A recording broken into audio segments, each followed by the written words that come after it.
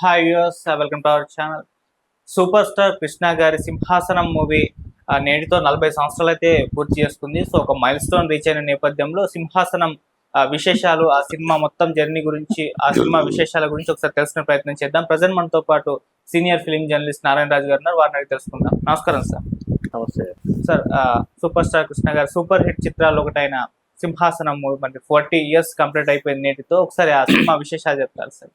ఇప్పుడు super star Krishna గారి కెరీర్లో ఆయన నిర్మాతగా, ఆర్టిస్ట్గా కూడా అనేక పెద్ద పెద్ద సినిమాలు తీశారు. ఒక్క సింహాసనమే కాదు, ఆయన పన్నంటి కాపురం కావచ్చు, అల్లూరి సీతారామరాజు, పాడి పంటలు, ఈ సింహాసనం, అది ఈనాడు సినిమా, ఇలా తీసుకుంటూ పోతే చెప్పుకుంటూ పోతే ఆయన తీసిన ప్రతి సినిమాకు ఒక ప్రత్యేకత తెలుగు సినిమా చరిత్రలో ఉంది. ఎవరు చేయని, మరే హీరో చేయని సాహసాలు చేసిన వ్యక్తిగా కూడా ఆయన చరిత్రలో నిలిచిపోయారు. అందుకే ఆయనను డేరింగ్ డాషింగ్ హీరో అంటారు. కృష్ణ గారి కెరీర్ ఉధృతిగా అద్భుతంగా నడుస్తున్న తరుణంలో ఆయన కొన్ని సాహసాలు చేసేందుకు ప్రయత్నించారు. తన ఆలోచన విధానాన్ని తప్పకుండా అభిమానులు ఆమోదిస్తారు, ఆదరిస్తారనే నమ్మకం. కృష్ణ గారు ఇన్ని సినిమాలు చేయడానికి ఆయన తన అభిమానుల మీద తనకు ఉన్న నమ్మకమే.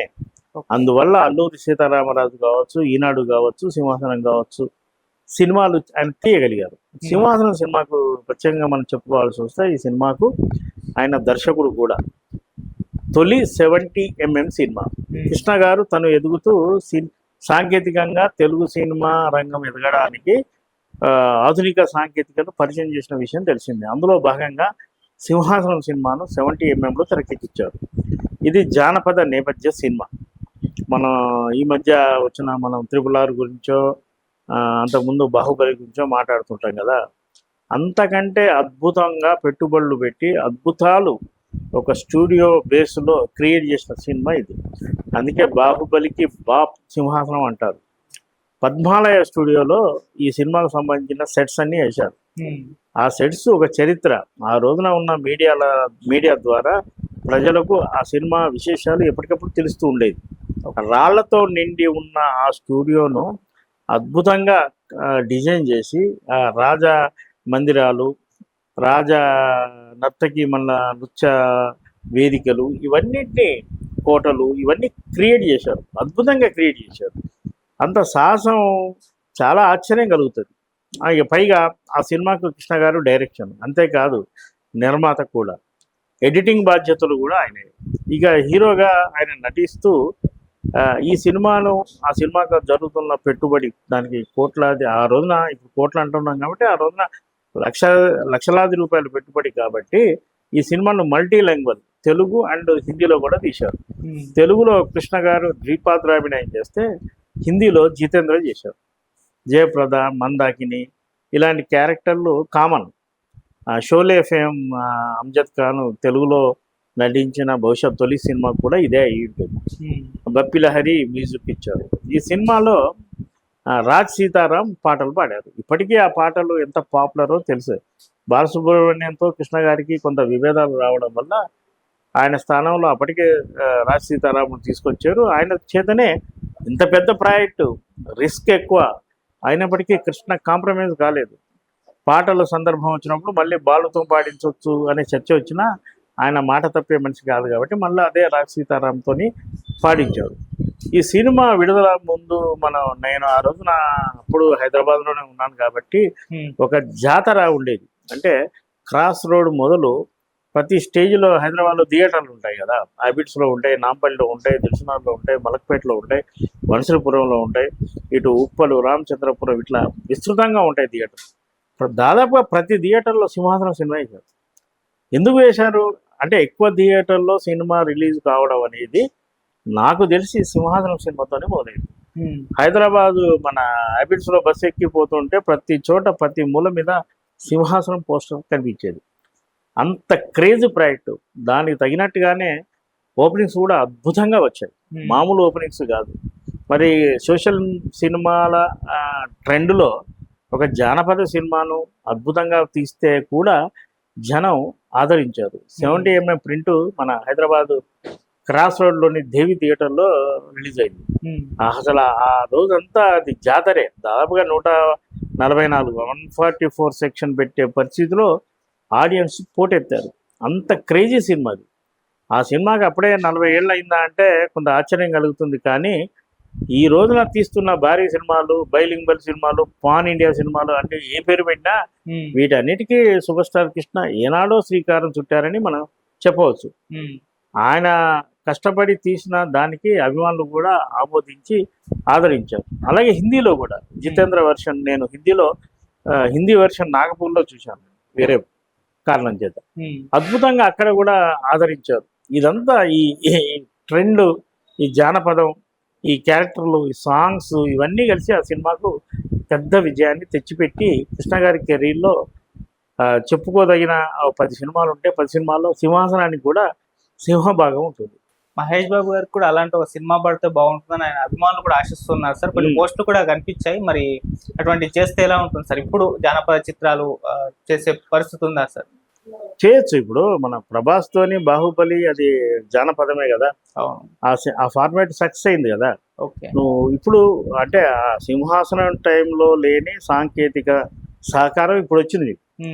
విఎఫ్ఎక్స్ పేరుతో, గ్రాఫిక్ పేరుతో, ఏఐ పేరుతో ఇంకా ఆధునికత అద్భుతాలు సృష్టించే అవకాశాలు ఇప్పుడు ఉన్నాయి. కావాల్సింది చేయాల్సింది హీరో నేపథ్యం అంటే వారసత్వం కూడా ఉంది. కాబట్టి మహేష్ బాబు అలాంటి సబ్జెక్ట్ చేస్తే బాగానే ఉంటుంది. పైగా ఇప్పుడు సినిమాలంటే సంవత్సరాల తరబడి చేస్తున్నారు. ఆ రోజున మరి 60 రోజుల్లో సింహాసనం సినిమా పూర్తి చేశారు. అది ఇప్పుడు సాధ్యమైద్దా? హీరోలు కోఆపరేట్ చేస్తే అలాంటి అద్భుతాలు మహేష్ బాబే కాదు ఏ హీరోతో అయినా కూడా క్రియేట్ చేయొచ్చు. ఈ జనరేషన్లో మరి 2026 ఈ టైంలో మరి ఇలాంటి సినిమాలు చూస్తారంటే చూస్తారు. ఇంకా ముందుకెళ్ళి అవతార్ లాంటి సినిమాలు, ఇంకా వెనక్కి వెళ్ళి సినిమాలు కూడా చూస్తున్నారు కదా.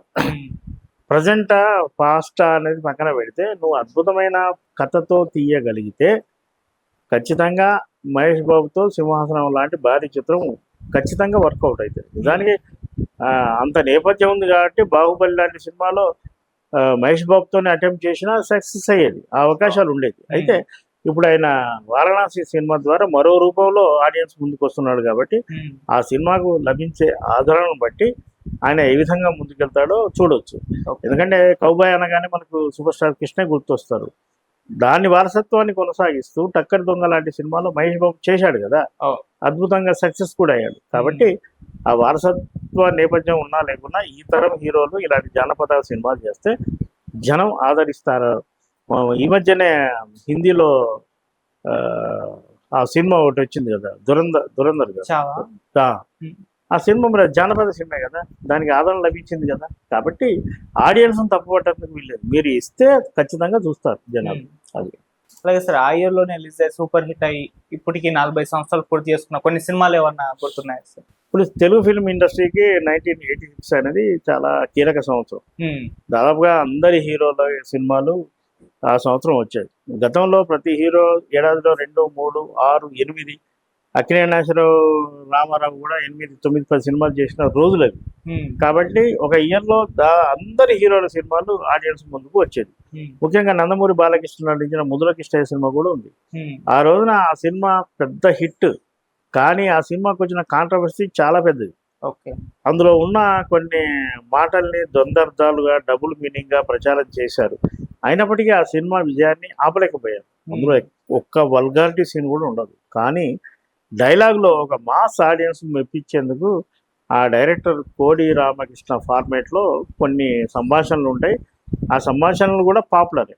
దాన్ని ముదురకిష్టయ్య కాదు బూదురకిష్టయ్య అని ప్రాపగండా చేసినప్పటికీ ఆ సినిమా అద్భుతమైన విజయం సాధించింది. అలాగే రాజేంద్ర ప్రసాద్, నటకిరీటి రాజేంద్ర ప్రసాద్లో అత్యంత కీలకమైన సినిమా లేడీస్ టైలర్. ఆ సినిమా కూడా 1986లోనే ప్రేక్షకుల ముందుకు వచ్చింది. నిజానికి ఆ సినిమా విజయం వల్లనే రాజేంద్ర ప్రసాద్ కెరీర్ ఇప్పటి వరకు అద్భుతంగా కొనసాగుతుందని చెప్పవచ్చు. చాలా గ్రామీణ నేపథ్యంలో డైరెక్టర్ వంశీ తెరకెక్కించిన ఆ సినిమా అద్భుత విజయాన్ని, యూత్ను ఉర్రూతలోకి ఇచ్చింది. అలాగే అందులో పాటలు కూడా అద్భుతంగా ఉన్నాయి. అలాంటి కీలకమైన సినిమా లేడీస్ టైలర్ కూడా అదే ఇయర్ వచ్చింది. అలాగే కమల్ హాసన్ యాక్ట్ చేసిన, కె విశ్వనాథ్ డైరెక్ట్ చేసిన స్వాతి ముత్యం సినిమా కూడా 1986లోనే ప్రేక్షకుల ముందుకు వచ్చింది. ఈ సినిమాలన్నీ 40 ఏళ్ళు పూర్తి చేసుకున్నాయి. స్వాతి ముత్యం కమల్ హాసన్ అంటేనే ఒక ప్రయోగాల నిధి కాబట్టి ఒక మానసికంగా ఎదగని యువకుడిగా ఆ సినిమాలో అద్భుతంగా నటించారు. అది కూడా రూరల్ నేపథ్యంలోనే ఉంటుంది, కానీ ఆ సినిమాకు ఆడియన్స్ బ్రహ్మరథం పట్టారు. కమల్ హాసన్ కెరీర్లో ప్రత్యేకంగా చెప్పుకునే సినిమాల్లో స్వాతి ముత్యానికి ప్రత్యేక స్థానం ఎప్పుడూ ఉంటుంది. ఓకే, అలా thank you so much sir.